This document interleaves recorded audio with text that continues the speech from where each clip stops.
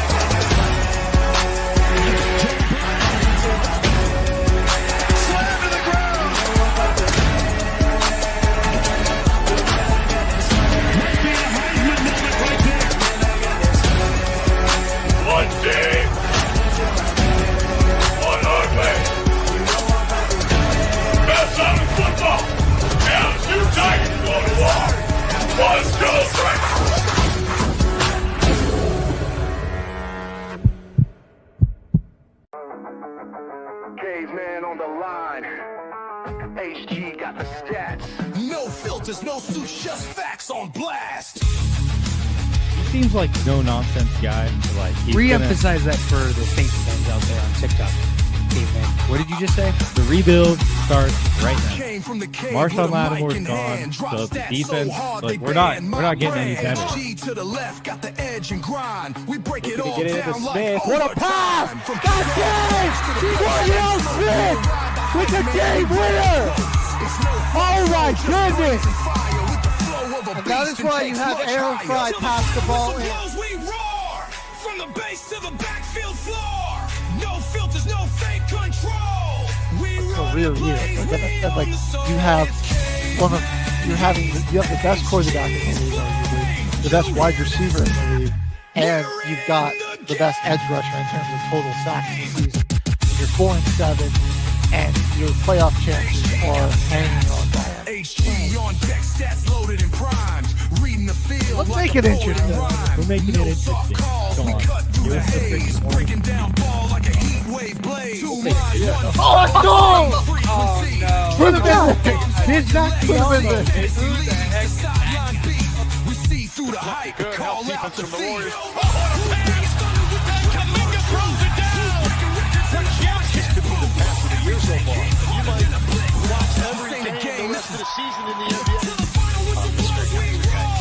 So don't you go saying that you're never going to see that. You're such a hater.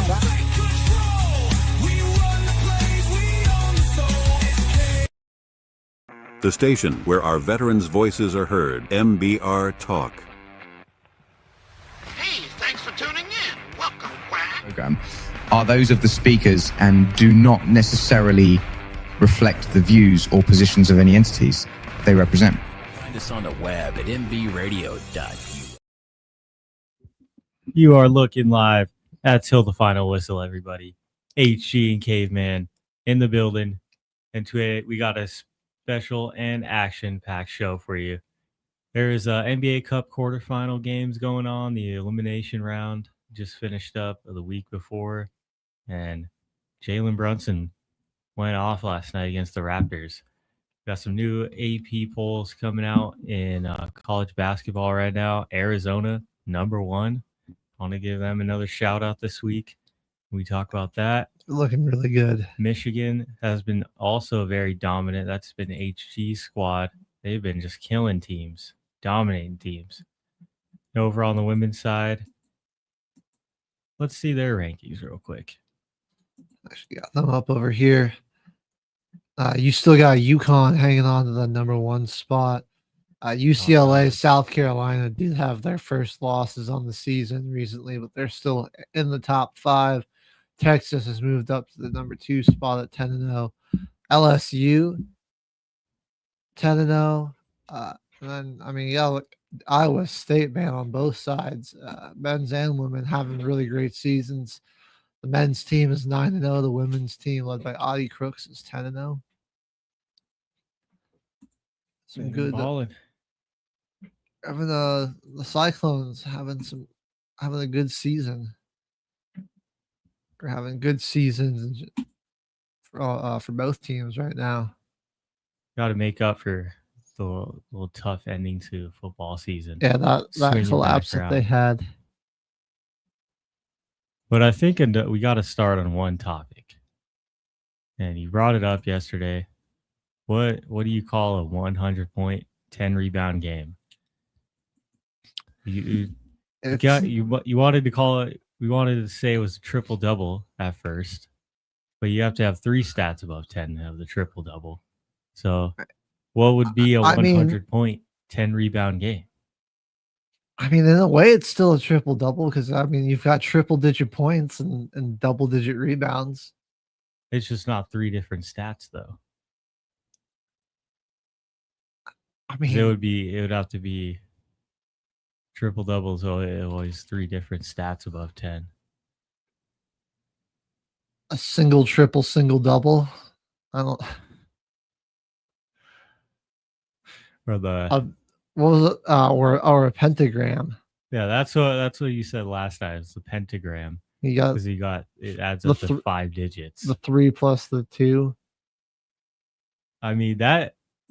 I don't know. I mean that's not bad, right? There's got to be a name for it. I mean nobody's done it before, obviously, but there's got to be something that you could call that. Or it would. I mean, there's probably. I mean, actually, when Wilt scored 100, I mean, he probably had at least double-digit rebounds. So,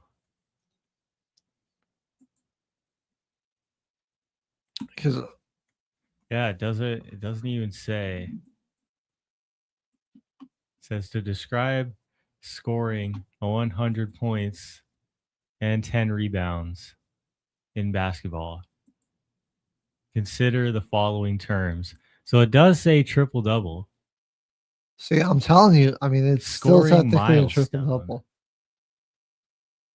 Dude, I'm trying to pull up this box score, see if I can find that for Wilt's 100-point game.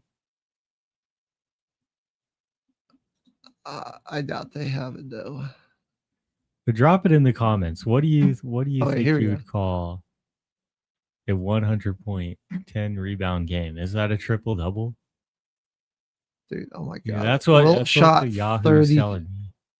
Wilt shot 32 free throws. And that hit his 100-point game. Yeah, because he's done it. He did it when he scored 100. He had 25 rebounds, but then only 2 assists. Huh. So I mean, I think you'd have to. I mean, what else could you call it but a triple double? I think it's like technically in their ruling, it's not a triple double. This is still not 3 stats. Yeah, this is an interesting moral quandary, honestly. World of Charlie Mason, what's up? What do you think a 100-point, 10 rebound game is? Is that a triple double? Or should we call it the pentagram? I don't know. Probably shouldn't call it a pentagram. There's some people I that don't know might if it that's a might good scare them. idea. I've just got I've got no idea what else you'd call that. A 3x2? That Maybe? actually sounds better than Yeah. That doesn't a little less demonic sounding. I mean, yeah, I guess you could call that a 3x2.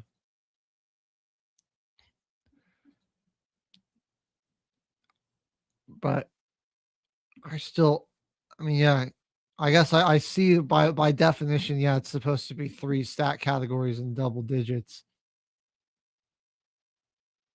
yeah. And if And it's a 3x2 definitely sounds better than like a single triple, single double.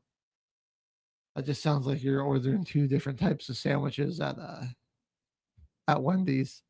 yeah, it sounds like a weird sandwich order at a fast food joint, Yeah. Okay. like the newest In and Out sandwich. I'm okay with going with the 3x2. We could call it a 3x2. I think that makes sense.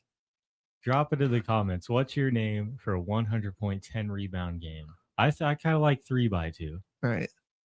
I don't think we'll ever have to worry about 3x3. I don't know if anybody's ever recording 100 plus rebounds, assists, or steals or blocks. There's just no way to really stat pads for that. All right. That's probably never going to happen. Yeah, it's kind of hard to get over 20 rebounds in a game, an NBA game. But speaking of the NBA, man, let's get over to the NBA Cup because Jalen Brunson went off last night. The Knicks are 17-7 right now in the East. Brandon Ingram has been pretty influential though for Toronto. Not really in the win column or anything, but just as a viable option scoring. Yeah. Him and Scotty Barnes when they're on, they've been good. But it was really all Brunson and Josh Hart in this game. Karl Anthony Towns, OG Anunoby, rough night shooting from them. And, the bench wasn't really out too much. You know how that lineup goes.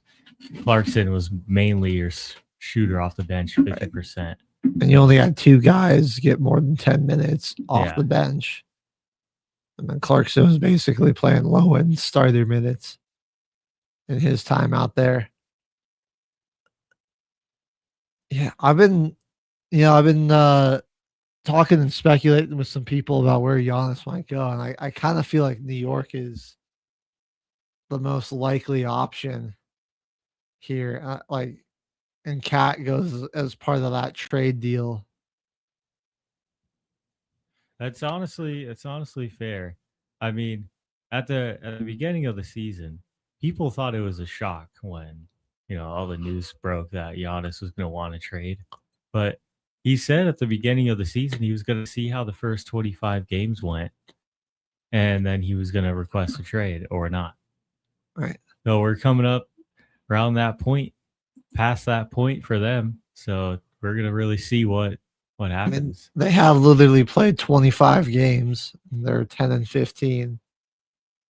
And it's not like Giannis has been bad by any stretch. I mean, he's literally one of the best players in the world. He's definitely, I think he's having one of his better seasons too in his career. It's like he's leading the team in points, rebounds, and assists.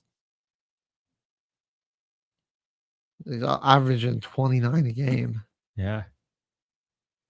The Knicks picking up Giannis. That would be crazy. Right. They do. I They're think like they'd the have to one trade team with the assets. They'd have to trade a lot of draft picks. I don't know. I mean, they've got some guys honestly off their bench that they could send. Like, I mean, Cat's got to go. You're probably sending in a draft pick. Clarkson's probably part of that deal. I think you could keep the rest of your starting 5. And then it's just like a lot of draft picks. Yeah. But I mean, that would make sense. Again, then there's still the big problem would just be having depth and people to play behind them. It would be Tyler Kolek's moment to shine. Okay, step up to the plate. Marquette legend. The Raptors have also, I mean, they've kind of cooled off a bit, but they've been looking a lot better this season. I like the addition of Brandon Ingram's been pretty good for them. Jamal Shedd's been huge for him this year, though. Second year player now, and he's really starting to develop nicely and play some quality minutes as a starter. He was on a really limited minutes last year and development role. So seeing him out there now has been pretty nice. But we'll see what happens with the future continuing for Toronto, because I think there's there's the one team that situation isn't like too bad.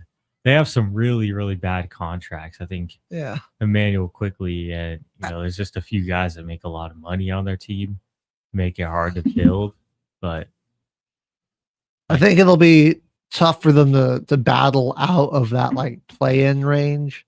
Yeah. But I think they're good enough to maybe sneak in as a 6 seed. They could definitely do that this year.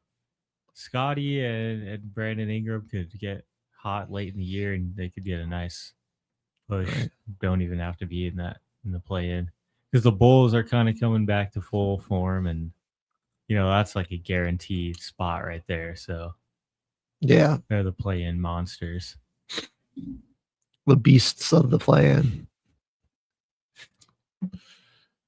That's one team you're kind of disappointed with every season. Like I said, man, they just want to coast off of the Jordan success, and they don't really want to ever improve as a team. They want to be just competitive enough to like be in play-in contention, so they can still sell tickets, but they don't want to actually commit to a rebuild, and they don't want to make the move to try to to spend big money on a big name player. Yeah. I'm seeing here Derek Queen, man, got a triple double. I think his first career triple double on Monday night. It was 33 points, 10 boards, 10 assists. I also had 4 blocks in this one as well. He's been doing well. He's been like an undersized center for the Pelicans recently. It's like Yves Missy and other guys coming in rotationally, but like he's been really good for him. I like this guy, man. I think he's going to be pretty good. He's got great passing instincts, man. He just kind of has a bit more of an old school post work type of feel to him as a player. It is kind of unfortunate that the Pelicans had to make one of the worst trades of all time to move up in the draft last season to get Derek Queen, because they could potentially lose a top 5 draft pick this year in this year's draft because of making the trade for Derek Queen. Yeah. Depending on how bad they are, the Atlanta Hawks own their pick. Oh, we know they probably won't do anything with it. At least it's not the Thunder that own their pick. Yeah, Clippers. What the heck is wrong with you guys? That's still fallout from the Paul George trade. I mean, it's the craziest thing about everything that's going on for the Clippers, that like Steve Ballmer didn't even really get any of their guys that like any of the Lob City, like Chris Paul, Blake Griffin, and DeAndre Jordan were already on the team after the old GM had to sell the team to Steve Ballmer after all those racist and like that whole controversy came out. But basically that entire show about the LA Clippers is like explains why Steve Ballmer eventually became the owner of the team. And like he's not even really contributed to any of the success of the team besides getting Kawhi and then getting caught paying him under the table. Yeah, no, he's been Just a very hands-off owner, and still somehow managed to get himself in trouble for doing some wacky stuff. I'm looking here. I'm liking, dude. Jalen Johnson's really developing nicely as a player for the Atlanta Hawks. He posted another triple double back on Saturday, 30, 12, and 12. He got back to back. Yeah, he had one again that game they blew to the Nuggets. That's right. That was where at halftime Kristaps Porzingis, when he was asked how they contain Jokic, said we pray, and then Jokic like went off for 30 points in the second half. And they blew like a huge lead and lost the game by 1 point. He has been killing it though. Really good rookie, balling out. One of those games I do want to that I think is the Nuggets Hawks game. Jamal Murray had like 20, almost 30 points in the first half. Like that was against the Hornets actually. Oh, okay. Then that's one we could stop over to after we give Jalen Johnson some love. But on some really efficient shooting against the Wizards over the weekend, 10 for 18, 8 for 8 from the line, 2 steals as well. That's one of their best perimeter defenders on this team too.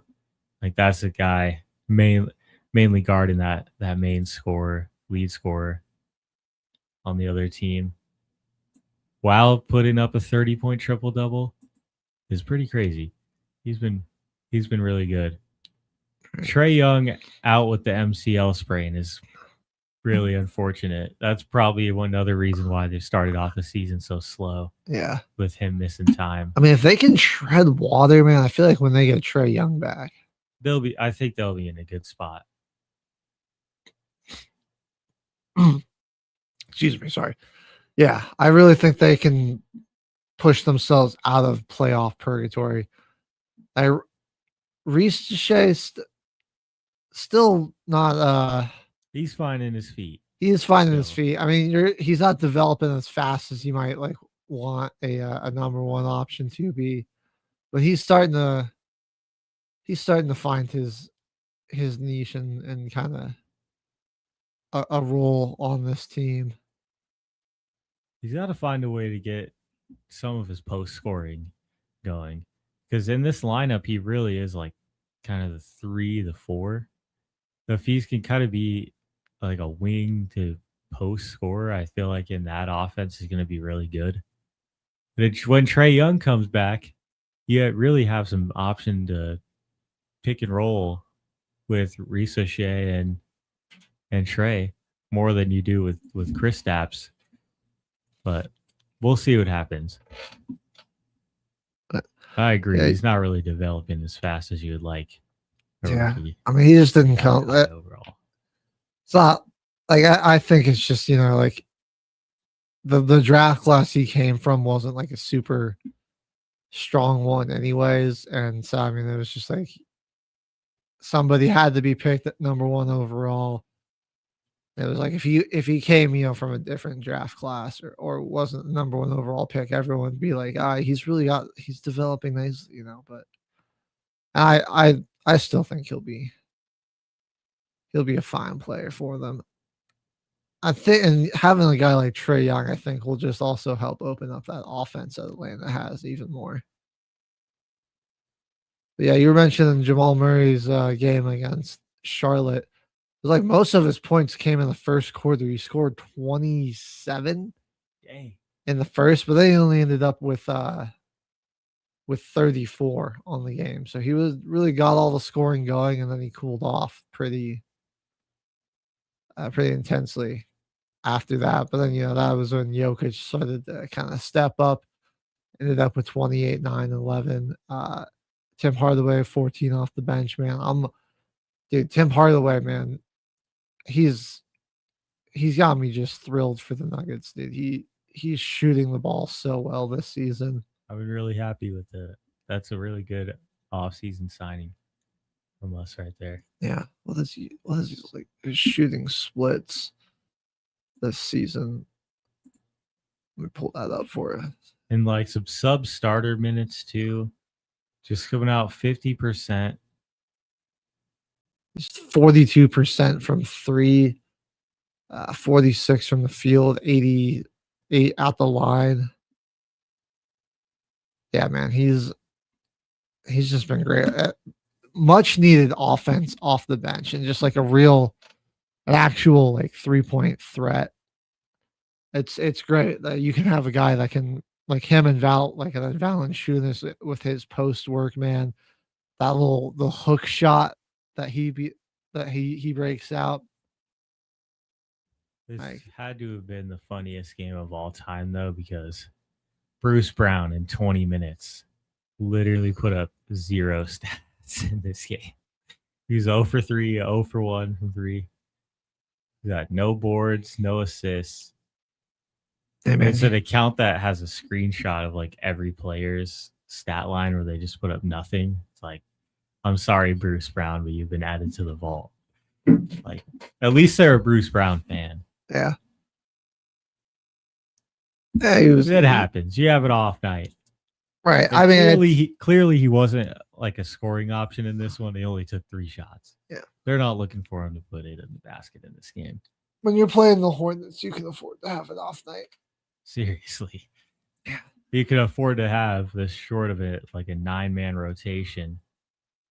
Honestly, some guys not even play. Charlotte's not even really that bad this year. They're just such a young squad. But I mean, Kneppel's been really good for them so far this year. Dude, Ryan Kalkbrenner, I think he's going to be a really sick player in a couple of years. Or like already as a defensive player, he's having a great season. He's average right now. He's like, second round pick, already averaging 9, 7 and shooting 80% from the field. So he's just really efficient. See where this like total blocks this season are averaging around 2 blocks a game. So yeah, like I thought he was like watching him at Creighton. I was like, I thought he was really first round talent. So I think the Hornets kind of got him as a steal. I mean, you got Knuppel in round 1 and then Kalkbrenner in round 2. So I mean, they got,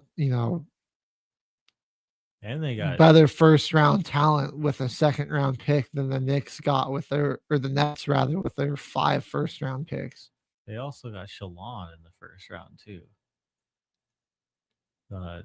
Off the bench, 31. Oh, that's right. They have a lot of like first round players. Just I don't know, man. Some pretty solid minutes. I completely forgot about John Salon. I know Charlotte's always kind of one of those teams where it's like, yeah, they've got some exciting young players. Maybe there's some promise there.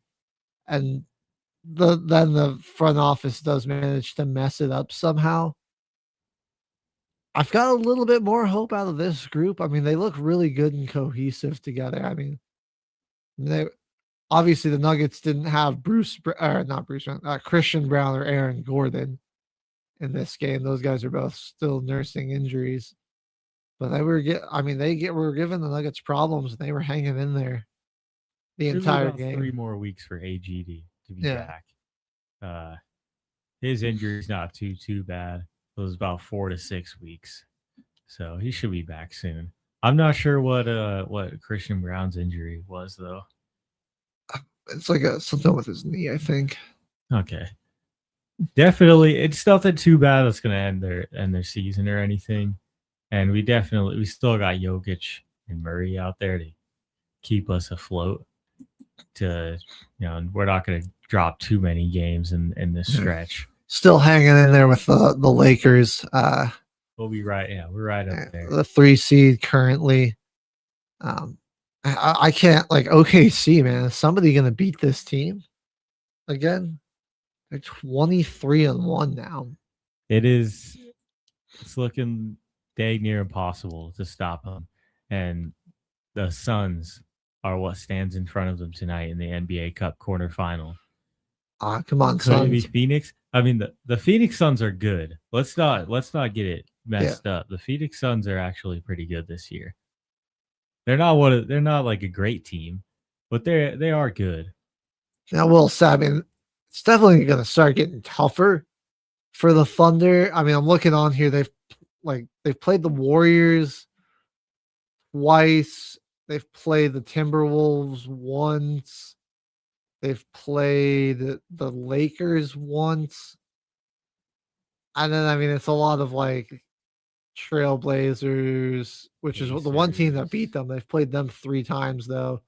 They played the Pacers. They did beat the Rockets opening night. That's fair. They've played the Mavericks a bunch. They've played the Grizzlies. They've played the Jazz, the Pelicans, the Hornets, Kings a couple of times. They've played the Wizards once. So it's hasn't been like exactly the most most difficult schedule, but Not as of yet. That just means a lot of their tougher games and a lot of their tougher season series are going to start later. Like yeah. they're getting that season series with the Trailblazers out of the way now. And then you got to play that team in the Northwest 4 times. I see they've got Minnesota coming up here. Just get them out of the way. The 19th. Then they're going to have back-to-backs with San Antonio, Philadelphia. And like again, it's not really until January though where the schedule really starts to get like super tough. January 2nd, they'll have Golden State. Then they kind of have a lighter stretch until the 11th where they get a much improved Miami team, San Antonio, Houston, Miami, Cleveland, Milwaukee. They'll get some Toronto, Miami. February 1st, though, they get the Nuggets. There we go. There we go. That'll be there. Then they'll get a real challenge. Hopefully, we're healthy by then.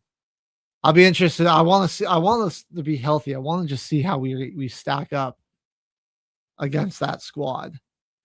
It kind of looks like we will have everyone back. That's not for another few weeks or so. Or maybe at least we could have. That's not until February 1st, but that's the first time we play them. So first week of February, we should have everybody back. Yeah, barring something catastrophic. I'm in credit to them. They are playing really good defense. I do think they kind of get less. They get called less for being physical on defense than other teams. Though it just seems like they like posted this like one clip of like some of their defensive highlights a few weeks ago, and I was like, that like every single thing they posted, and here's a foul. What are we doing? Yeah, it's nothing wrong with physicality. You just make the calls. Yeah.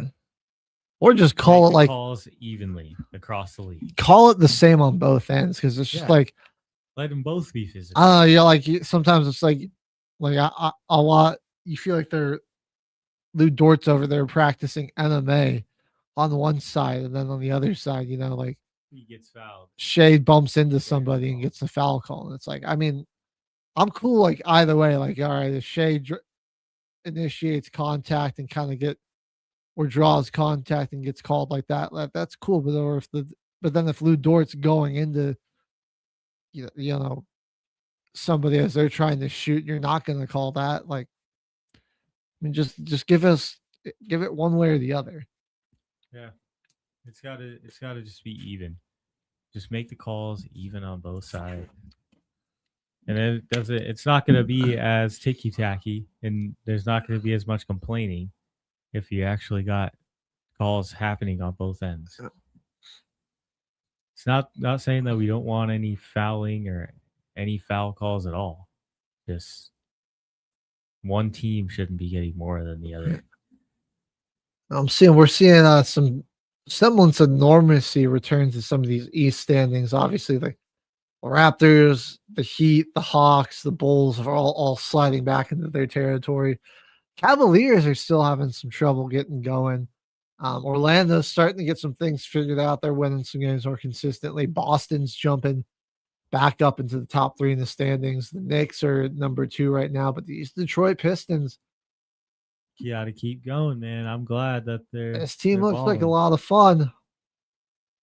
They've been doing very, very well. Yeah, Cade Cunningham is having a great season. Him and Jalen Duren is honestly, it's such a lethal guard center combo, man. These guys play off of each other so well. Yeah, Duran, 18 and 11 with like a block and a steal.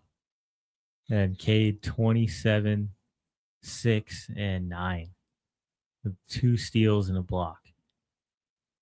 Just a dominant 1-2 punch. They've still got like one of the deepest teams in the East that's actually healthy. Ron Holland, Isaiah Stewart, got great shooters like Tobias Harris and Duncan Robinson. Like Asar Thompson's been developing nicely for him. Jaden Ivey, Dennis Jenkins have both been really good for him off the bench. Levert. Yeah, they do. Dang, man. This is actually like a really deep team now with some like pretty good rotational guys on it. And like you got your star. You have multiple stars on this team, honestly, now. I think Asar Thompson's got a chance to become pretty solid in this league too, as your 2 guard. Or even just running that second unit off the bench as your facilitator, because he's at right now 11, 6, and 3, but 2 steals and a block for him pretty much too. I mean, that's well, let's take a look at some of the guys that are leading the country just in stat averages here. Got to bring it back to Jokic. I know it sounds homerish, but I mean, like he's the guy, man. He is averaging 29, 12, and 11 right now. He's 5th in the league in scoring, and that's behind. Like he's a center behind the other 5 guys are like the primary ball handling guard on their team. 4 point guards. Yeah, it's Luka, Shea, Tyrese, and Donovan Mitchell. Like just 4 ball dominant scoring point guards. First in rebounds. First in assists. I mean, he's a center for leading the league in assists, man. I mean, the next even big man that's even top 10 in scoring is Lauren Markkinen. Your next center is Alfred Sengun, 21st in the league. So I mean, he is Sengun gets the ball a lot too. He's honestly a ball handler. Yeah, in that offense. But Jokic is just doing. He's again having doing some really incredible things. And earlier in the season, he was leading in steals. He's dropped a little bit now. Let's see where he's at. Yeah, he was top 5. I think he's 34th. So still top 50 in pretty much every statistical category in the NBA right now. Yeah. So it's worth mentioning Nikola Jokic every single week on the show easily. Even though we are Nuggets fans, he's one of the best players in the world. I mean, it's just after what he did last season, I did not think that he'd be able to replicate it or play to nearly that same level, but it's right around that's what he was doing last season. And at this point, he wasn't even averaging a triple-double. And I mean, I'm sure this will normalize a little bit more, but like he had like a box plus minus of like 21 at one point this season. Jeez. And for like context, like 2 of Jordan's greatest seasons ever, he was like a 12 in the box plus minus. I think one was a third. LeBron's like best season was like a 13. Steph Curry's unanimous MVP season was an 11.94. Jokic has like had the record for the best BPM at like 13. So I mean, he was just, and like, so 21 is just absolutely ridiculous. Dude's doing some special things. And then, dude, how about Jay Huff, man? That's who I was just about to bring up. Not a lot. It's going well for the Pacers, but 2.5 blocks. I think it was you that pointed this out to me. He's got this like glitch where every time he tries to throw the basketball down, he has to reverse it. Yeah. I don't know what it is. Every time he dunks the ball, it's Just like he does a reverse. look Like up he just J Huff can't dunks. do a straight dunk. He always reverses it. Now I'm like trying to think, and I'm like, dude, I like legitimately cannot imagine him trying to dunk the ball normally. I just see him trying to throw it in reverse. Doesn't matter what it is. Lobs, contact dunks, putback dunks. He just reverses. It's just more comfortable for him, I guess. But he's also leading the entire league in blocks at 45 and is the blocks leader at 2.5 per game. It's kind of looking like Indiana may have found their Miles Turner replacement. Who knows?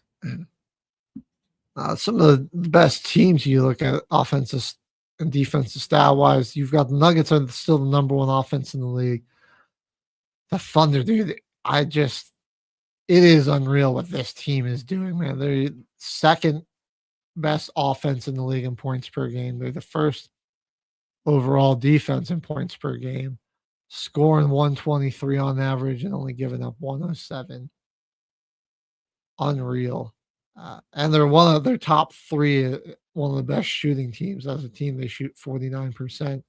Only Denver and Los Angeles are better. And yeah, they've got top five. They're number one in point differential. So the Nuggets defense has kind of slid a bit. They were top five early in the season, but they still got one of the better point differentials in the league. We got Brown and AG out, man. Our perimeter defenders are injured right now. That is helping that is hurting our defense. Those guys are a big reason on why we were able to be so stout defensively, but luckily we're able to just score with a lot of people. Golden State's defense is looking really good. Same with Houston and Boston's. Again, also top five there. It's been surprising. Honestly, I know I'd be criticizing Cat and Brunson's defense, but the Knicks are the fifth best scoring defense in the league right now, while being the fifth best scoring offense. I mean, you got a number of teams. Houston, New York, Oklahoma each have a top five offense and defense right now. So in terms of scoring. A lot of teams that are still maintaining that success as we kind of get through the early quarter part of the season. All right. Well, we've been going for a minute here, man. Do you want to go ahead and take a quick music break, and when we come back, we'll jump into some college hoops and break down some of the matchups that we've been seeing over there? Let's do it. Because we do got to refresh my camera on that side as well. I just realized. Oh, I don't think it was frozen for too long.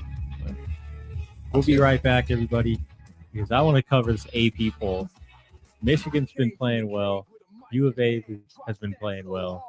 But the Cats, man, Wildcats ranked number one in the country.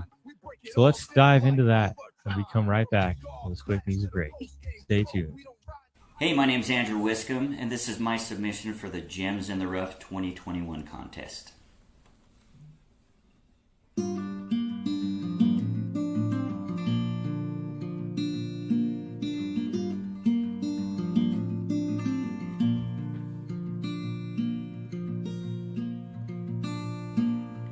Came home soiled from a dirty war.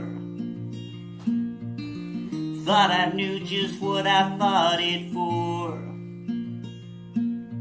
Big brass bands and apple pie, all the reasons seem so cut and dry.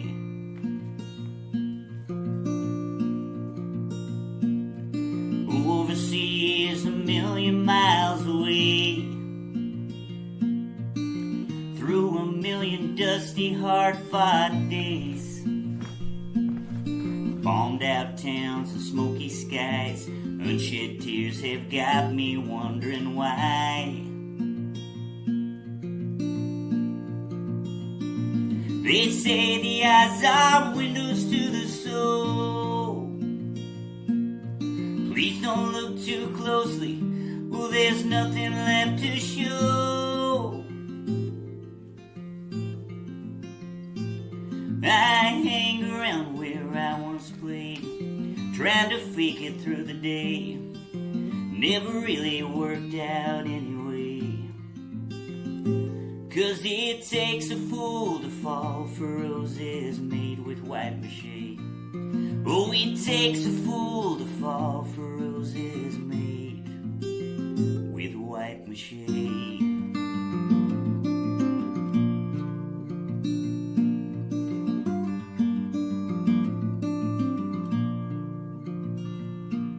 And I've tried every job in this whole town.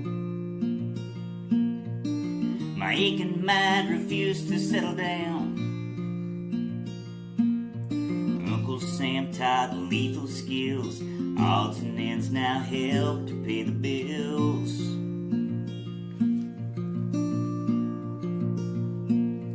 Left home feeling more than 10 feet tall. Quite a long, hard way for one to fall. Pride, it took a hand grenade. Spangled banner doled into a grave. They say this place I live is called the home, but it feels more like a prison. It feels so numb, it feels so cold. They tell me I'm a special one to serve my country with a gun. So why do I still feel the need to run?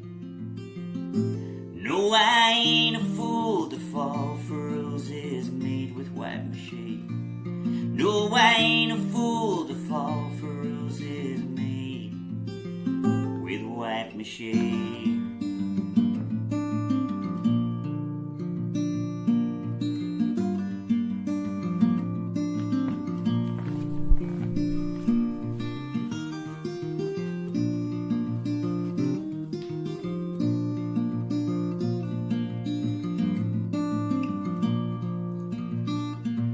They say that God forgives the man who tries, but they've never been to Baghdad, never heard those mothers' cries.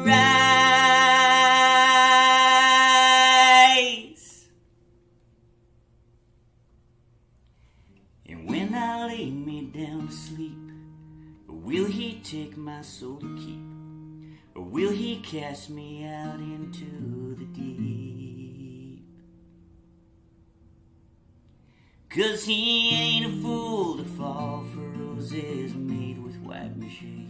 No, he ain't a fool to fall for roses made with white mache.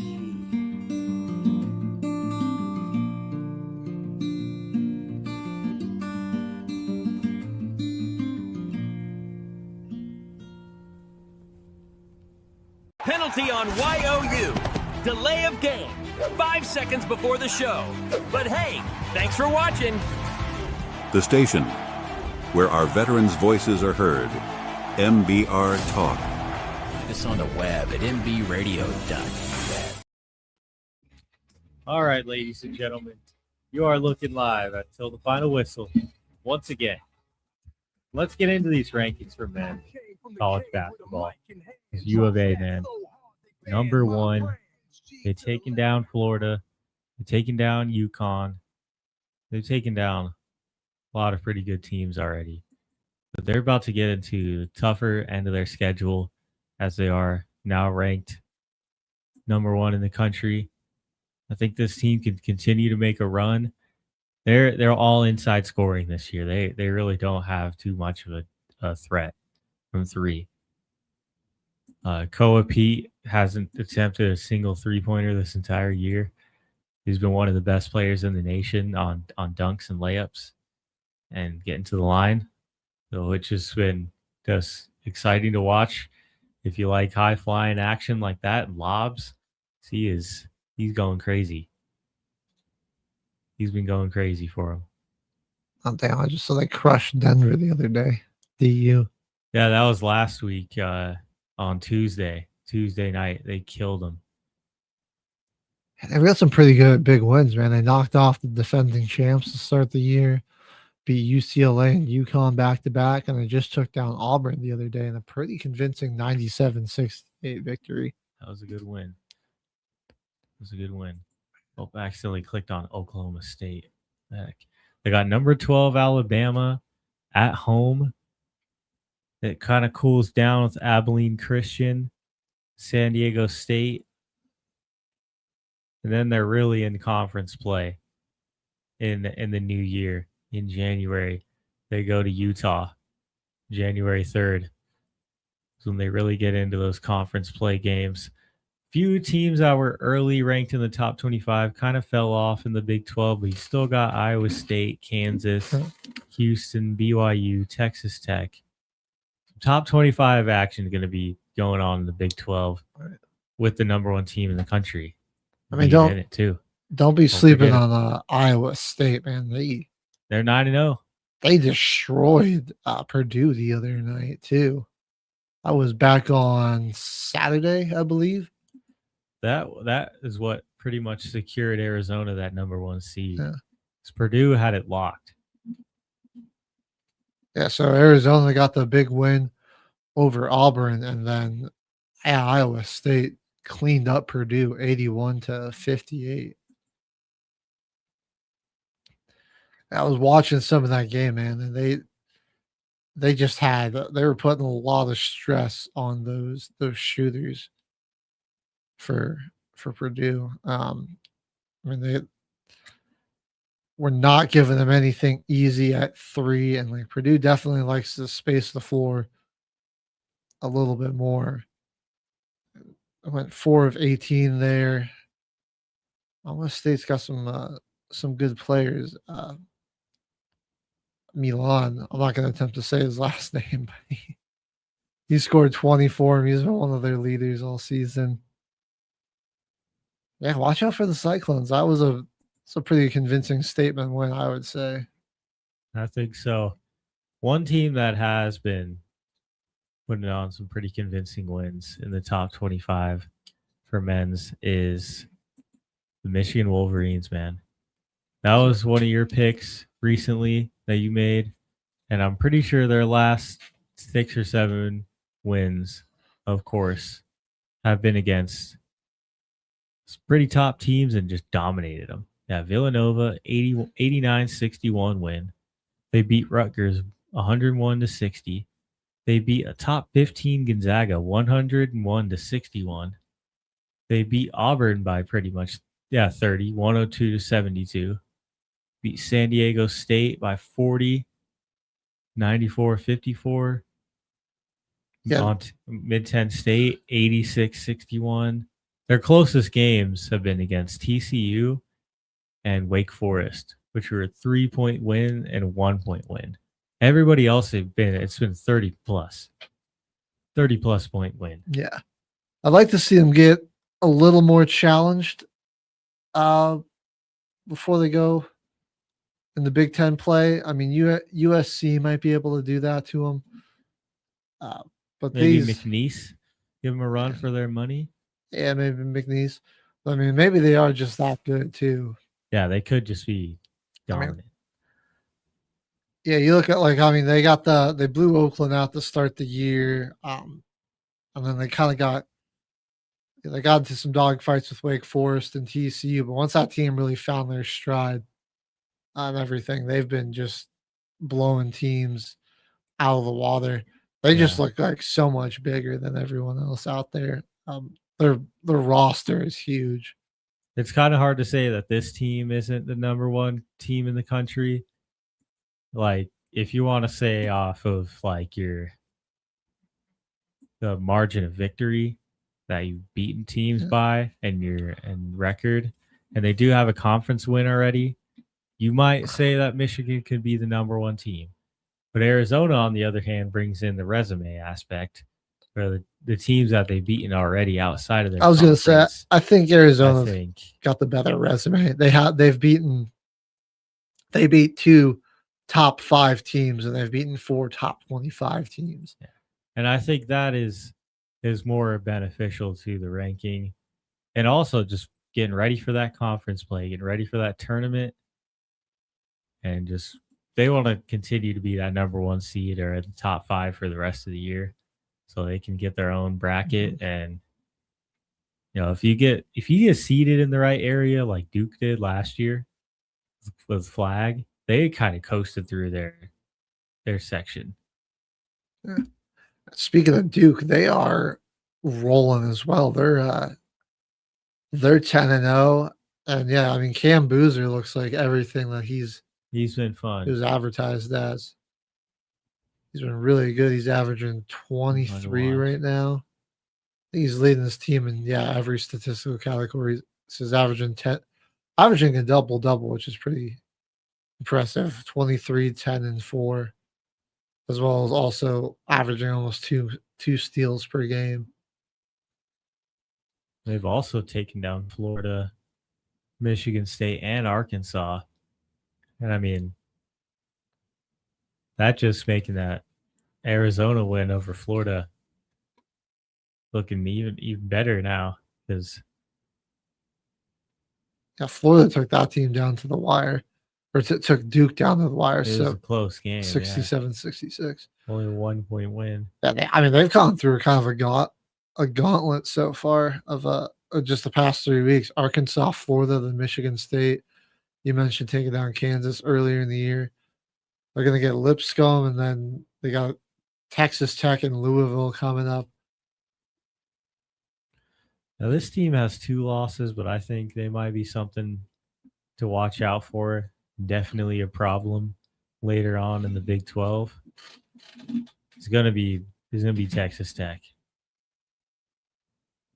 Oh, just definitely. Looking at what they did. 82-58 win over LSU. They're tough. They've had some tough opponents. Illinois, who was ranked 14 when they played earlier in the year, and they played Purdue. They still got JT Top in there. He's back for what, his senior season, I believe. I think so. Right, and obviously they've been close a couple of years, so this is definitely I agree with what you're saying. This is a very hungry team. Christian Anderson, their new guard, man, he's been playing really well, averaging 19 a game. He's got averaging like 7 assists and 2 steals per game. Yeah, him and JT have been really good too, like 1 and 2 scoring option. Yeah, I think Texas Tech could definitely be in the Elite 8 team come March. They're looking really good. And I wouldn't even rule them out for out of the possibility of being winning the Big 12.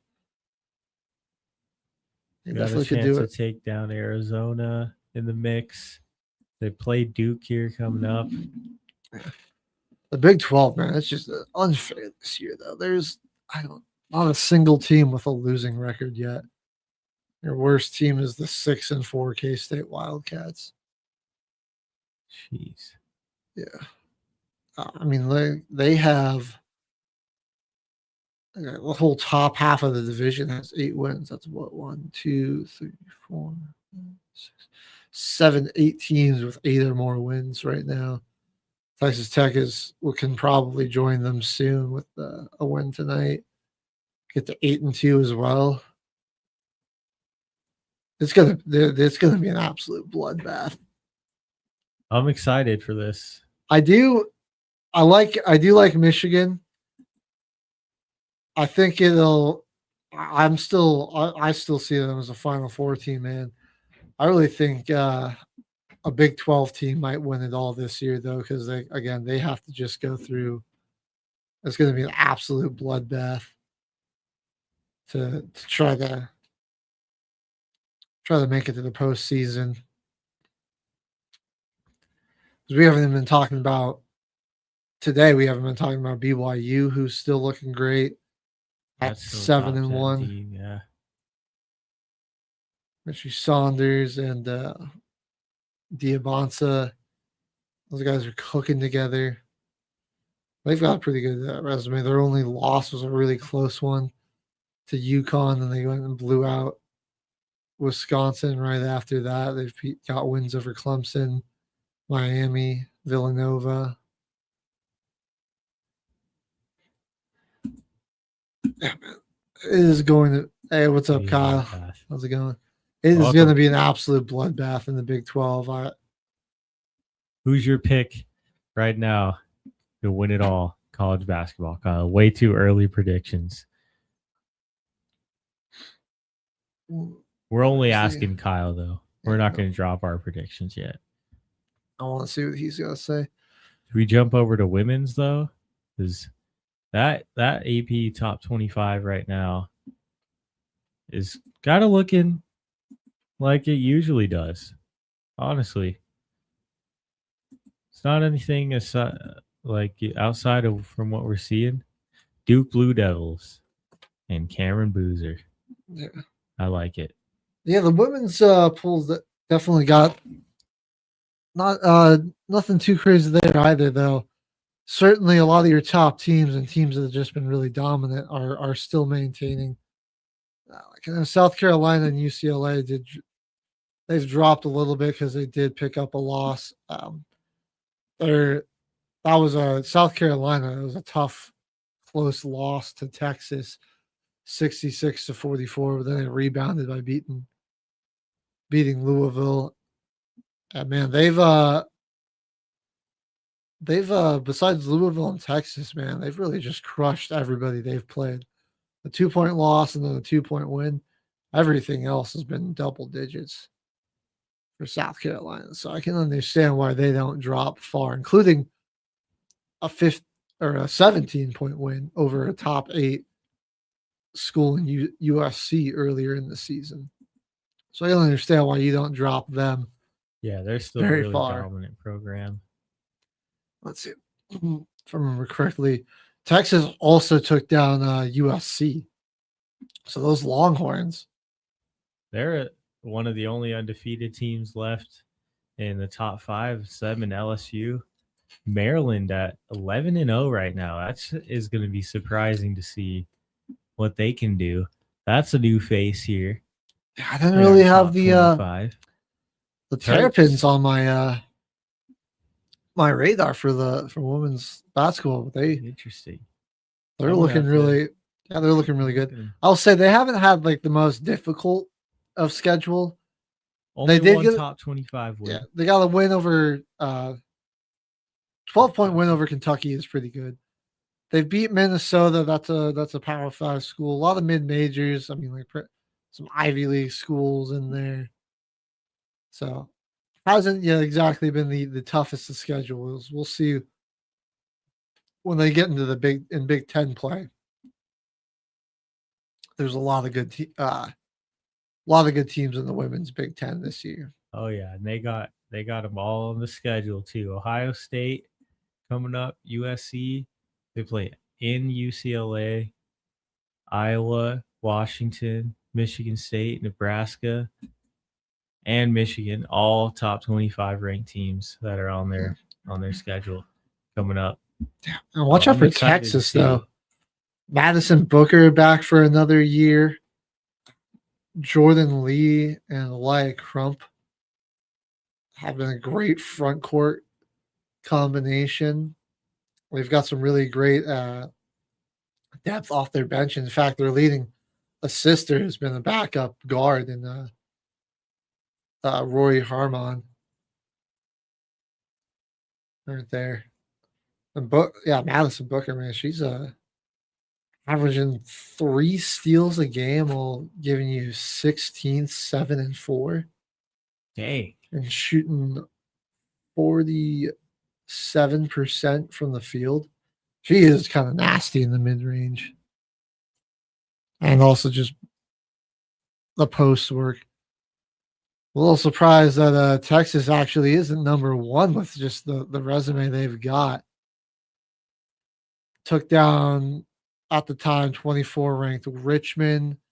They've beaten they beat UCLA and South Carolina back to back. Then they took down North Carolina. Those are some quality wins, man. Those were the North Carolina and Richmond victories were pretty convincing too. However, UConn, no losing Paige Beckers, no problem. Ozzie Fudd's finally getting her chance to be a major starter. She's making the most out of it with scoring 18. And then, I don't know. Sarah Strong may be the best player in the country. Dude. She's unreal, though. Averaging 18, 9, and 5. Dang. And shooting 58%. Like, it's some unreal efficiency, man. And leading, she's leading her entire team in rebounds, assists, steals, and blocks. And she's basically tied with Azzy for the team's leading point scorer. That they're such a lethal combination. Yeah, they've got some. I don't know if their resume is as impressive as Texas is at this point. Win over Ohio State, who's a really underrated team. They've beaten Michigan. They've beaten Louisville. Yeah, win over Xavier. Oh, they destroyed Xavier 104-39. That's insane.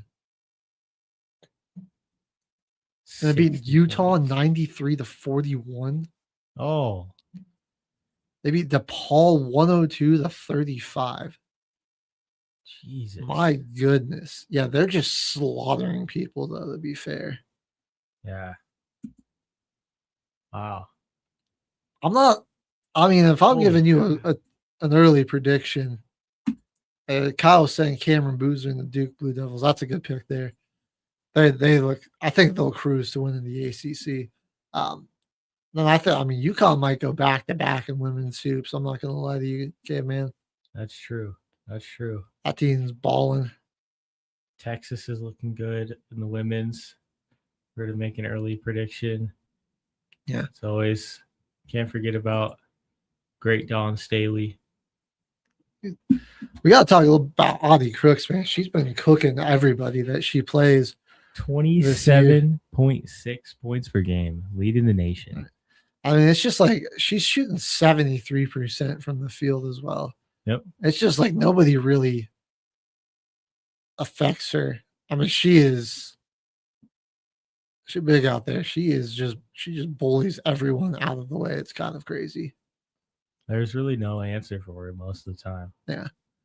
It's just it doesn't matter who you put on her. She's just got so much mass on the other person. It just doesn't, they just don't really affect her. She just puts. Yeah, it's bully ball out there with her. They just really put her shoulder into something. I'll say this Iowa State team, not the craziest schedule. I'd say their best, Iowa, their most quality opponents, Indiana. They kind of killed them. Yeah, it was 106-95 though. High score.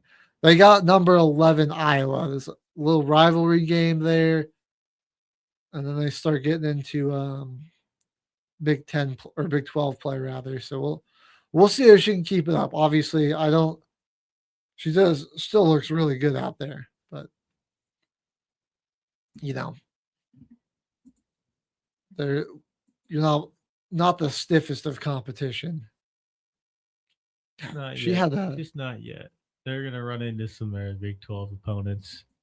She has had some wild games though. That so a 43-point game against whoever that Val team is against Indiana just a couple days or back in November. She had 47 against them. Let's see. I think another person with some crazy stat lines this year, Hannah Hidalgo. And Well, then remember the she had Fighting Irish. that one game that I just couldn't even believe, where she had, what was it, like 16 steals or something? She had 14 steals. see all stats: 16 steals against Akron, November 12th, an 85-58 win. But she's third in the country right now in scoring. Second, 25.9 right now in the updated. That game was, that's like, she almost had a triple double in that Akron game. She had 44 points, 9 boards, 4 assists, and 16 steals. She's doing that the complete opposite stature of Crooks. Short 5'6" girl, Notre Dame, is just one of the best facilitating guards in the entire nation right now in college basketball. This will be a Notre Dame team that'll make the playoff.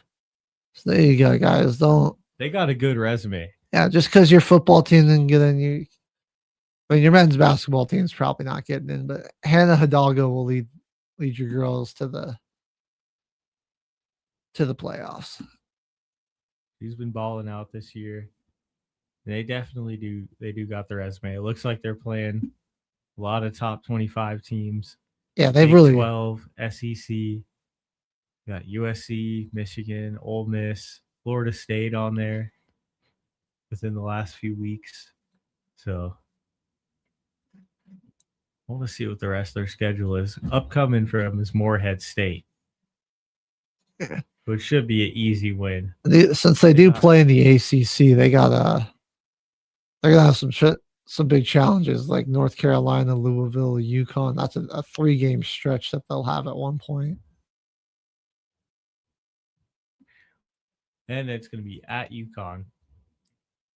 Mm-hmm. That's going to be a tough stretch right there. You get 2 home games, but toughest team, number 1 team in the nation, you have to play in their house. It's a lot of fun, man. I'm excited to see how these seasons shake up. I can't wait for some conference play though too. There's some really good conferences.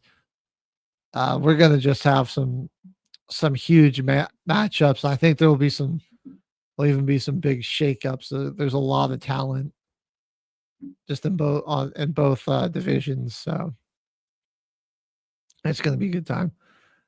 All right, well, we're going to go ahead and hit our second music break here. And when we come back, we're going to have everyone's favorite segment, NFL Team Builder, and our week. God, is it week 15? Season's flying by. Our week 15 NFL Pick'em picks. So make sure you stay tuned for that. You're watching Till the Final Whistle here on Military Broadcast Radio.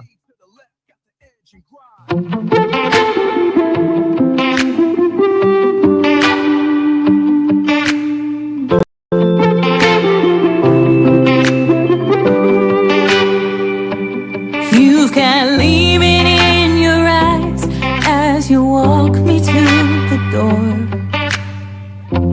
Miles between us now and who we were before. I've seen how frail love can be.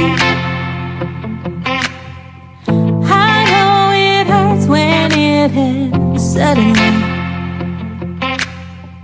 I hope you never feel that pain, choosing to go when you could have stayed. If there's a choke in your throat when you say my name, finding reasons to blow up my phone. If you're lost, think about how we take that break, and it feels wrong sleeping alone. Sometimes it is harder giving up than giving another try. Maybe it ain't time to say goodbye.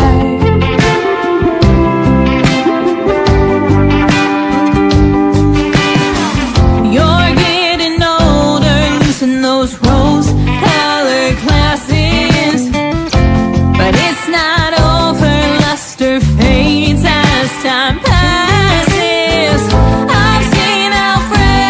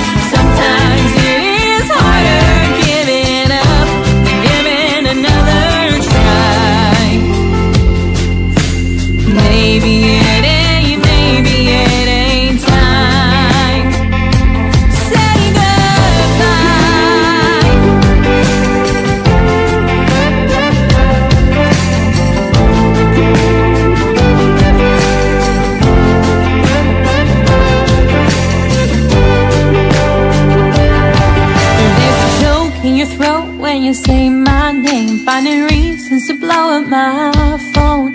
If you're lost, think about how we take that break, and it feels wrong sleeping alone. Sometimes it is harder giving up than giving another try. Maybe it ain't time. If there's a choke in your throat when you say my name, finding reasons to blow up my phone. If you're lost, think about how we take that break, and it feels wrong sleeping alone. Sometimes it is harder giving up than giving another try.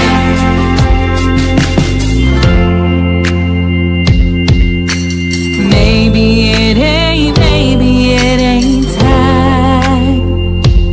Oh, maybe it ain't time.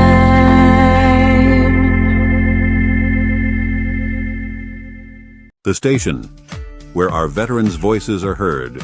MBR Talk. Hey, thanks for supporting our channel by watching and listening. Find us on the web at nbradio.u. You are looking live at Till the Final Whistle. HG and Caveman back in the house. And it's that time for everybody's favorite segment. Everybody's favorite segment. Team building exercise. And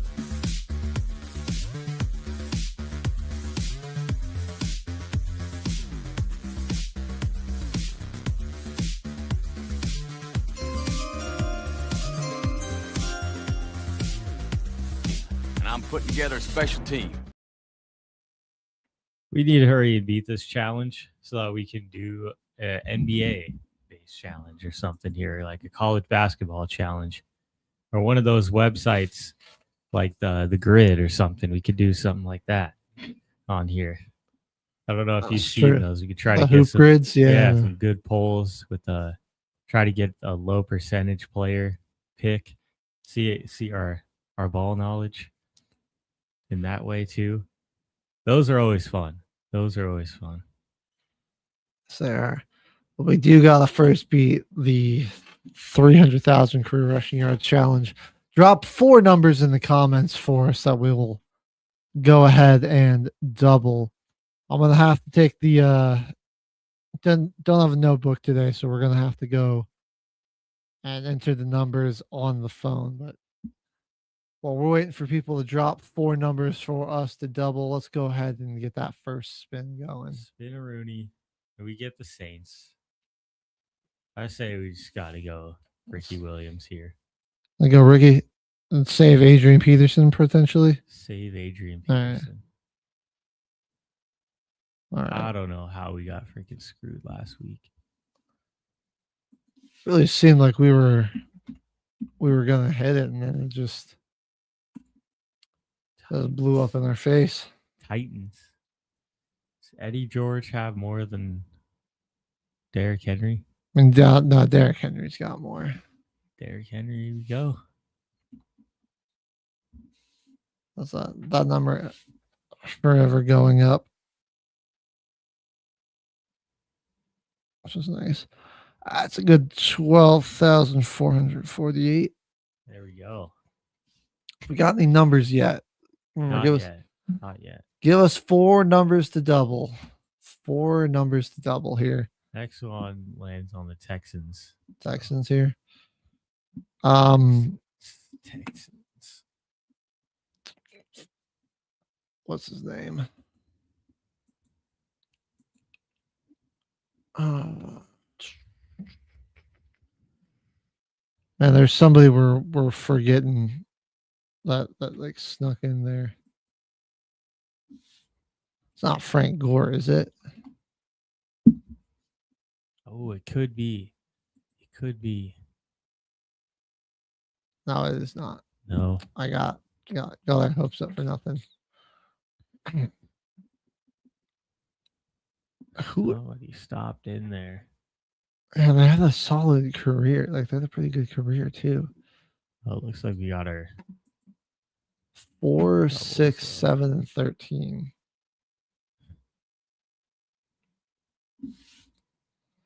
All right. Texans. Do you want to just go with like Joe Mixon, or do you want to try to get a yo? Might need a yo here. Yeah. We always space this guy. There's somebody we're going to be just kicking ourselves. Is it Eddie George? Did he go there? Maybe that's I something. feel like it might have been feeling like maybe Sean Alexander. I think you're right. I think it's Sean. Let me check. It's like it was a mid 2000s running back that I always think.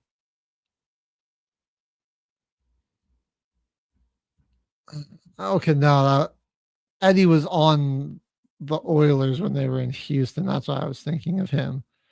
So I think you're right. I think it is Sean Alexander. Like he just went there randomly after Seattle. No, okay, we're wrong. All right, I guess we got to go with Joe Mixon. Let's do it. That's Oh wait, we actually got a yo. So we haven't gone with Joe Mixon. Yeah, we're all right. We're gonna respin because I cannot. We'll take that. I cannot remember who this back is, man. Commanders. Go John Riggins. Yep. John Riggo.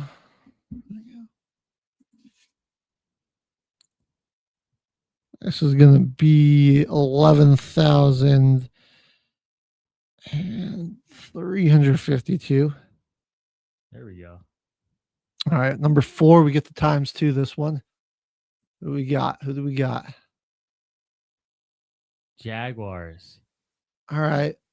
Some Fred Taylor. Yeah. It's not That's our pick there. Not terrible one. It's going to be 11,695. We'll times 2 that. We can't forget for the Commanders, we could also do Adrian Peterson. Oh, that's true. I keep forgetting that. All right, well, we got to Saints again. Make sure we lock it. Well, I think this time we should probably go Adrian Peterson. Yeah, definitely go Adrian Peterson here. Let's just not play around and risk not getting him again. We're off to a pretty good start here. Jets. So let's we get AP's yardage real quick. 4,918. Curtis Martin for the Jets. We picked him already, didn't we? We haven't taken. No, we haven't. Oh, we can also go Lindadian Tomlinson. We get to double this actually too. Let's do LT. Martin's higher. Are you sure? It's Curtis Martin and then LT. Okay, so we go Curtis Martin then. Yeah. Are you sure? I'm pretty. LT's got like over 13,000. Is Martin higher? I think so. All right. I think Curtis Martin's at 14,000. See, you were right. Good call here, man. He's at 14,101. Nice. And we get to double that. That'll be huge. We need that. All right. Who's our next one? Got the Chiefs. Kansas City. We could double this one as well. So we go Marcus Allen. Yep. That's a cool 12K. I know that. 12K something. Marcus Allen. It's 12,000. Oh, Jesus. Oh, hell yeah. So bad at typing. 243. Lions. The Lions? All right, we'll take Barry. Barry Sanders. We do this challenge in 20 years. What's his name? Jahmyr Gibbs will be here. Oh, yeah. In a big way. Yeah. Oh, wait. We got the Texans again. We might need the yo. Boo the Texans. We might need the yo unless we think of the guy in time. Is it? Okay. God, he played in the mid 2000s is like the guy I'm thinking of. So my two guesses are maybe Steven Jackson or I think it's Jamal Lewis. I can double check those guys. It's not Steven Jackson. He was Rams, Falcons, and Patriots. Okay, so maybe it is just Jamal. His Wikipedia was on my. There's our yo if we need it. All right, we will take it if it's Jamal Lewis. Yeah, it wasn't Jamal Lewis. Okay. Dang. Dude, there's somebody who's a really good option. I just can't think of his name. All right, we only got one left, so Texans are going to be the bane of our existence here. Leave us alone, Houston. Or get better running backs. I don't know. Respin. Are you freaking kidding me? The New Orleans Saints. No AP. We've got no Ricky. Go Mark Ingram. Mark Ingram, I think, is our best option. Yeah. All right, we'll go Mark Ingram here. I know his off the top of my head because it's really funny. It's 8,111. Perfect. So, all righty. Challenge is killing us. Yeah, it's been brutal today. Raiders. Oh man, we already took Marcus Allen here. Well, we got Marshawn Lynch available. Yeah, I think beast mode's the move here. We'll go with him. You gotta go Marshawn Lynch. That's safer than anybody else. I think we'd be trying to pull out here. Yeah, that's a top 30 on the list. The all-time leading rushers. That's a good 10K. He's got 10,413. All right, on number 11. Washington. Did we get the Commanders again? Yes, we did. All right, Clinton Portis. We did. Oh yeah, we didn't get Clinton Portis here. Clinton. Or is John Riggins higher? We already took John Riggins. Remember? Oh yeah, you're right. Johnny. Oh, you got Johnny. Old Johnny boy's already off the board. Clinton is a respectable 9,200 or 9,923. Seahawks. Here we go. So we have the Seahawks. I mean, that's good go. Sean Alexander, right? We haven't taken. Is Ricky Waters higher than him though? I think Sean's higher. I don't know. I think Ricky Waters is top 20. Did Ricky play for the command or for the Seahawks? I got it. I got his Wikipedia here. It says 1998 to 2001. Maybe let's go with Ricky then. Yeah, he played 92 to 2001. Started his career on the 49ers. We'll go with Ricky. All right. I think he might actually be a little higher than Sean Alexander. I think Sean might be just barely 2,000. Okay. But Ricky, he got to 10,630. 643, actually. I read that backwards. Now we got the Panthers. They don't think they have anyone in the top 30. Yeah, I mean, we go with like D'Angelo or Jonathan Stewart. I know they're around 8K. So that would save us a little bit. I mean, we got to be kind of mindful of our yos. I don't think C-Mac's just not quite high enough yet. What number are we at? We're at Oh, actually, we get to double this one, man. So maybe we want to. I think we might want to yo. Yeah, we might want to go for somebody better here. I think we need the yo. Yeah. Help us out here. So our last one, we get the double. So we really want to. We don't want to waste out on a smaller number. I wish we got the Broncos right here because I remember last week was freaking Tony Dorsett. Oh, the legend Tony Dorsett. Yeah, we gotta remember to not forget him. I've been forgetting him like the whole time. Oh, we got somebody said no, but they didn't get it. Oh, okay, no, it's a JK. All right. Shout out. I want to make sure we try to maximize our double here. Ooh. Here we Almost. Your choice. All right, we got the Packers. I mean, I think Amon Green is the best option here. I believe so. Trying to think real quick. Who else we got? I think let's just go Amon Green. I wasn't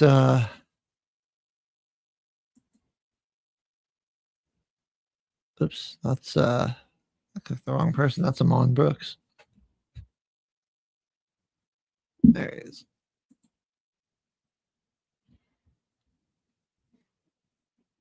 Oh my god, it's Amon Green. That's who we're thinking of. He also is a Texan.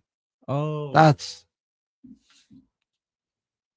9,002. He's 9,205. So, I mean, that's a little better than what we would have probably got from the Panthers. I'd rather have his number doubled than just have picked it with the Texans. It would have saved us one yo, but LaShawn McCoy, Eagles. We got the Eagles. So yeah, we'll take Shady.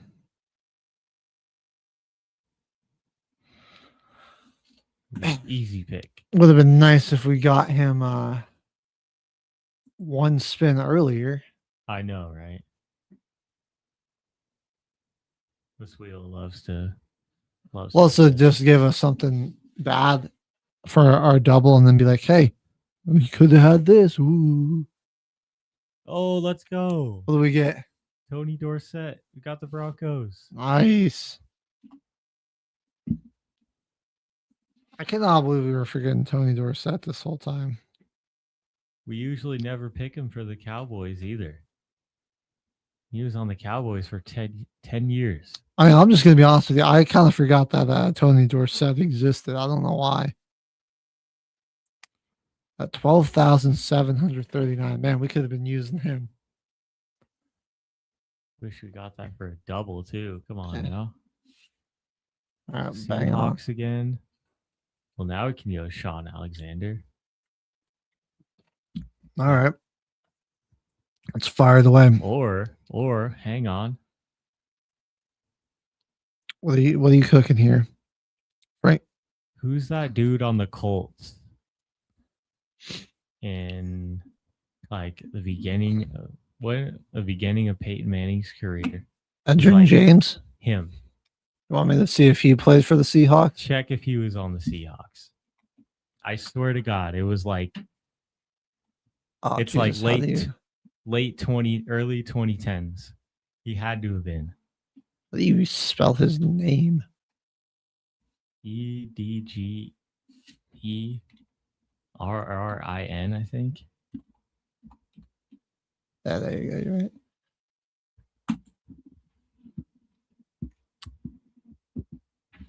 He said, "We got this. This is for the Seahawks, right?" Yeah. Okay, man, you are completely right. He was on the Seahawks. Yeah. The final year of his career. Dude, like, I remember seeing that. That was like the young days, dude. I was only going to school. I had no other. I could just watch football all the time.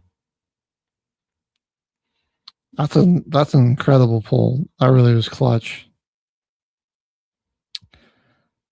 He has 12,000 and 246 yards. Legendary. Boom. All right. That actually came in clutch there for us. Now we're on the freaking Jets again. Oh, Londadian Tomlinson, man. We still haven't taken LT. Oh, yeah. LT was a Jet randomly.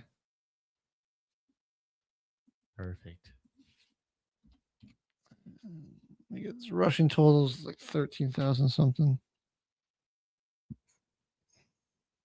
13,684. Nice. Come on, we got this. We got this. Let's give us a good one to finish off these last three. On number 18. Chiefs again. We use Priest Holmes. We have not taken Priest Holmes. Something better we aren't thinking of. Who's that dude? Freaking journeyman from the 2000s. Was on so many teams. Thomas Jones. Thomas Jones. He's on the Cardinals. He was on the Cardinals in like 2000. Want me to see? You go with that guy, I guess. You want me to see if he played for the Chiefs too? Yeah, I know he was on the Cardinals to start his career. We'll check to see if he was on the Chiefs. Thomas Jones. But American football. Well, literally, his Wikipedia picture is him with the Chiefs in 2010. Let's go. I swear he's got a good number. He's bounced around. He was a Jet, a Bear, a Buck, a Cardinal. All right. I've been doing my studying.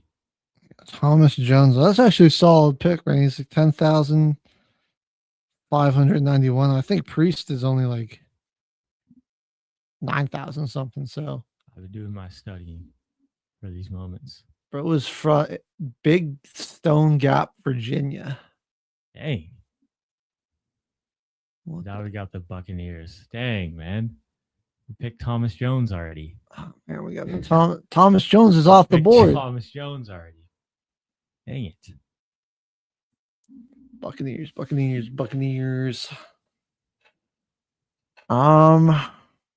is going to be the one team. I can't think of anybody now. They've also done Shady.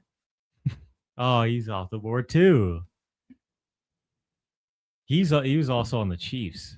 Yeah, he was. All right. Go LeGarrette Blunt, right? Was he on the Bucks? Or Leonard Fournette, maybe? Oh. That might not be bad. Was his career long enough though? I don't know, man. That's where I'm a little worried about that. You know, LeGarrette Blunt was just around for a while. Let's see. I don't even know if he was on the Bucks. Didn't he go over there with or I guess not with Brady. I guess I just was associating him being with like on a team with Tom Brady. He usually was most of his career. Yeah, double check that for me. Cause I might just be thinking, oh, Brady was there, so was LeGarrette Blunt.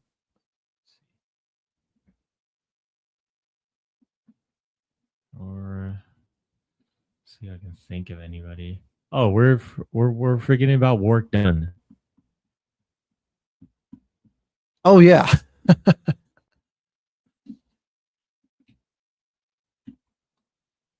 Yeah, shout out Work Done. Go ahead and add him to the list. Sorry, the Bucks are the one team I always forget. Like they're all-time leading rushers and NFL legend.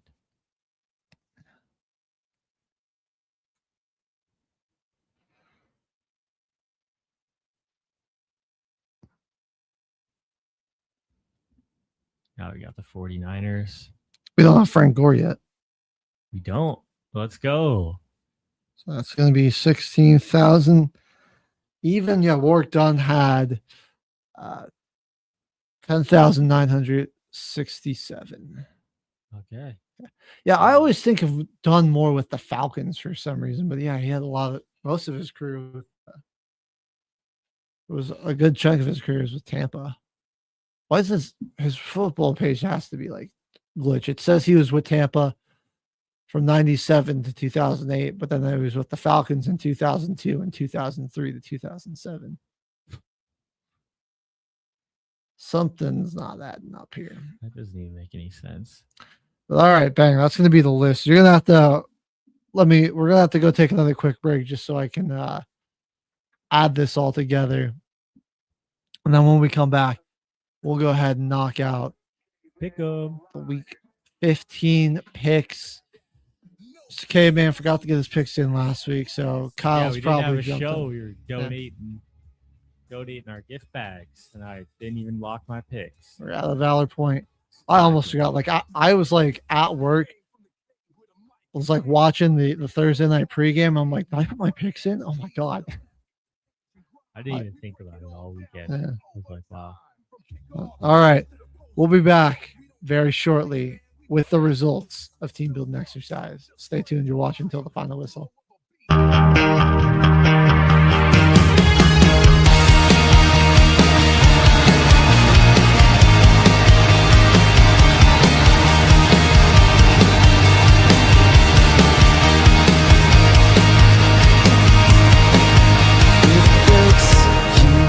Complicates and shakes you, consumes all that makes you deep inside your bones.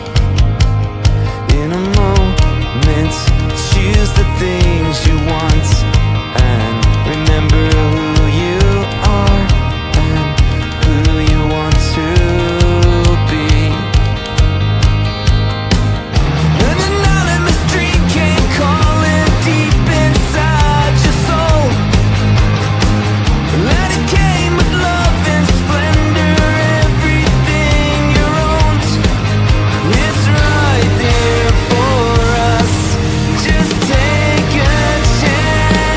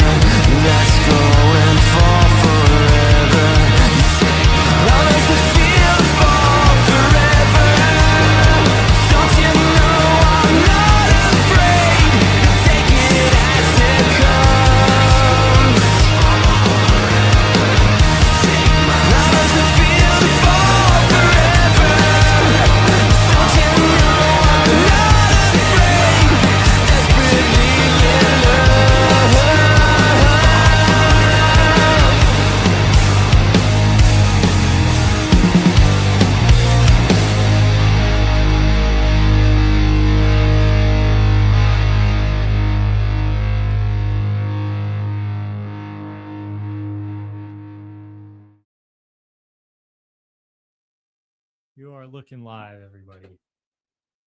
Until the final whistle.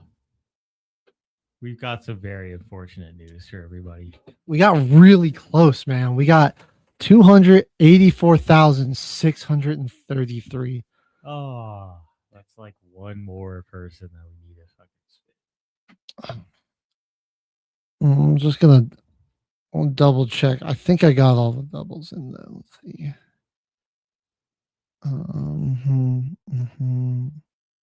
Yeah. Didn't accidentally skip anyone. Man, dude, it's just like we're getting unfortunate ones, man. Like we never get we get Frank Gore, we get AP, man, but we're just not getting to get those guys doubled. Like we got Curtis Martin, that was big, and like Marcus Allen was pretty good, but like Fred Taylor's all right. Ahmed Green, I mean, better than nothing, but gotta get like a guy like Frank Gore, Emmett Smith, Walter Payton, man, one of their rushing totals. Get one of those doubled up. That's where you really start cooking with some gasoline. We're getting so close, though. I think this is the closest we've got, 284,633. Oh, man. Trey Benson's, they're not going to be activating him off of IR. Dude, I'm so mad at myself. I was like, would not drop Trey Benson. He was just burning a hole in my roster all season. I'm like, he's going to come back and he's going to be a beast. And I wasted all this time holding on to him, and he's not even going to play this year. That's a feels bad, man. But all right, enough of my suffering. We're going to get on to poolhost.com here and get our picks in. Sign in here. Yeah, so we'll go ahead. Season results right now. I did drop a little bit. Technically in second. Jimmy and Wyatt are ahead of me in first, but they're both tied at one win ahead of me. So at 14 points last week. Jimmy's got 133. Wyatt's got 132. I got 131. Adrian with 129. Kyle with 124 wins, and K-Man with 119. I mean, Kyle came storming back despite the late start. But let's get into week 15 picks. Starting with Thursday night, Tampa Bay or Atlanta. I really think the Bucks need a win desperately. They're going to be at home again against a pretty bad Atlanta defense. A rather immobile Kirk Cousins. I think there'll be a lot of pressure coming from Todd Bowles. I do think it'll be a high-scoring game, though. I think Tampa pulls it off, though. They're going to get it done. All right. Chicago and Cleveland. Bears, I think, get a good bounce-back win here at home against the Browns. Good defense, but I think they're just better. Yeah. Very opportunistic defense against a rookie quarterback, too, I think, can make a big difference. And with the way the Browns struggled to stop the run last week with Tony Pollard, I think Ben Johnson, Swift, Madungai, that offensive line could run roughshod over them. All right, Baltimore Ravens versus Cincinnati Bengals. I'm going with the Bengals here again to beat the Ravens. I've got absolutely zero faith in Baltimore's offense. It's just their defense has really been average at their best points and really bad at their worst all season. The ball security issues. And I mean, despite the loss and the 2 interceptions, I mean, which was just over such a short, disastrous stretch for Cincinnati, the Bengals have looked really sharp and really clean with Joe Burrow back there at the helm. I think they get a win there. It'll be a big one after a tough loss. Arizona going to play Houston Texans. Yeah, I think that Houston defense is going to be firing on all cylinders after getting after Jacoby Brissett. I like you, Michael Wilson. I don't think you're putting up quite the numbers you were able to last week against Derek Stingley and Kamari last there. All right, we got the New York Jets taking on the Jacksonville Jaguars in Duval. I think this is Jags all day. I mean, that's a pretty. Yeah, there's not really a quarterback in New York, unfortunately. Pretty easy one. Bad for Brady Cook. Yeah. So yeah, he had some pretty decent throws in that one, but I mean, even if Tyrod Taylor's back, I don't know if it'll be enough for him. All right, Kansas City Chiefs versus the Los Angeles Chargers. This game's in Arrowhead. I think Kansas City does keep their season alive. They have been better at home. I think also the injuries to the offensive line will help the Chiefs make some plays. Could be another turnover fest like that game against the Eagles that the Chargers played, just because of how much Herbert's going to be getting after. I just don't know how much more he can take, man. He's really tough, but he is just taking an absolute beating back there. Still had that surgery in that non-throwing hand. He was using it to throw out stiff arms and break his fall on Monday night on the short week. Be tough. I want to go. I'm going with the Chiefs. Going with the Chiefs in this one. I mean, I really don't feel super confident picking the Chiefs, which is crazy. I don't feel confident in picking them either. It's just thinking a bounce back game, good solid defensive game from them. To just getting after Justin Herbert a little bit. He's still going to make some plays with his legs, but I think they're going to get after him. I don't think this game will be very high scoring, if I'm being honest. All right, Buffalo versus New England. This game's in Foxborough. Massive game here in the early window. I'm actually going to go with the Bills. I think they get one back on the Patriots. And I think also, but New England does need kind of a wake-up loss before the postseason. I think this is where that happens here. They have been cruising for the past few weeks. I think they do end up getting an L here. Yeah. This is going to be a really close game. Really good. I think Buffalo's playing much better than they were earlier in the season. The defense is making some more plays, and Josh Allen he's just playing on the superhuman level right now. He's making incredible throws. He's using his legs super effectively. He's not taking a lot of sacks, and he's been the past 2 weeks really good about taking care of the football. All right, Washington Commanders taking on the New York Giants. I'm actually going to go with the Giants here. See Jackson Dart and those guys pick up a home win in front of the fans. Okay. Yeah, I don't think he got hurt. I think he against the Patriots. They were just on bye last week. I thought he was still on concussion protocol. That's all. Oh yeah, no, I mean he might be permanently on concussion protocol the way he plays, but yeah, I think that he'll come back and pick up a victory for the home team this week. Raiders versus the Eagles. Geno Smith versus Jalen Hurts is stoppable force versus movable object at the quarterback position. Eagles got a better defense though. Yeah. So I'm going to just go with them for that reason. Plus better O-line. They should be able to run the ball a little bit more, play more of a ball control style of game and not have Hurts throw it a lot. All right. I mean, I'm still rocking with the Broncos. I do think this could be a wake-up loss for us. The Green Bay really scares me with how they're playing. I'm going with the Packers. I like the Broncos' odds in this one, just because you guys are the home team. But I'm going with the Packers. They've been electric. They've been electric. Josh Jacobs has been going. Jordan Love Right. has been playing like it's Toyota-thon all season this year.